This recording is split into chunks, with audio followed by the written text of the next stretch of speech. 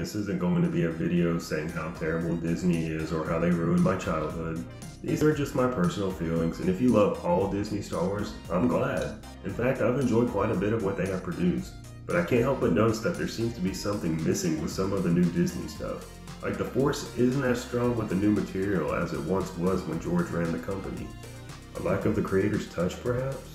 I wasn't a fan of what they did to Luke in the sequel trilogy.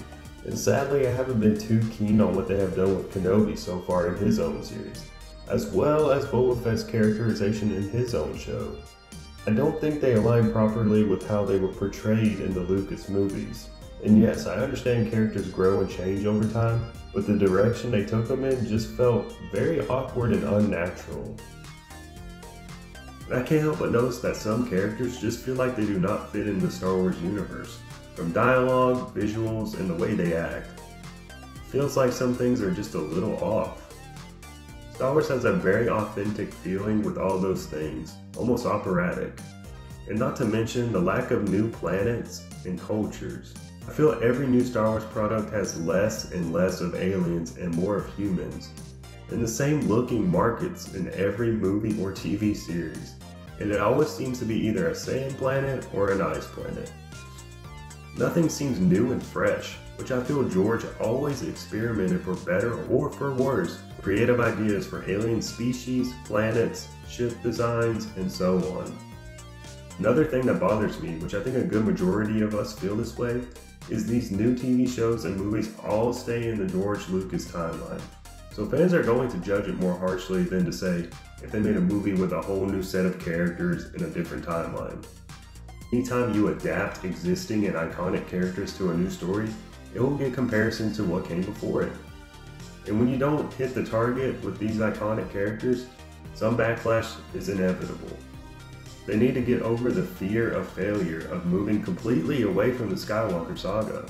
They have very talented writers that are most likely a phone call away with helping writing a movie script or at least helping and pitching ideas. Such as James Luceno, who wrote the Darth Plagueis novel, Drew Karpyshyn, who wrote the Darth Bane trilogy, as well as the story for the Knights of the Old Republic video game, and of course Timothy Zahn, who is responsible for the Thrawn trilogy and helping cause a big boom for the expanded universe. I know certain people at Lucasfilm have said that Star Wars has no source material. They don't have comic books or 800-page novels to adapt. And the only thing I can say to that comment is, maybe they meant things George himself wrote, since George never really considered the expanded universe canon, he viewed it as a separate entity. That said, they kinda ignored his script or story treatments he handed over to them, from what I've gathered. So I'm not sure how to take the comment by the president of Lucasfilm. But the expanded universe kinda got disrespected in that comment. A lot of Star Wars fans during the early 90s kept the Star Wars fandom alive because of interest in the novels and comic books.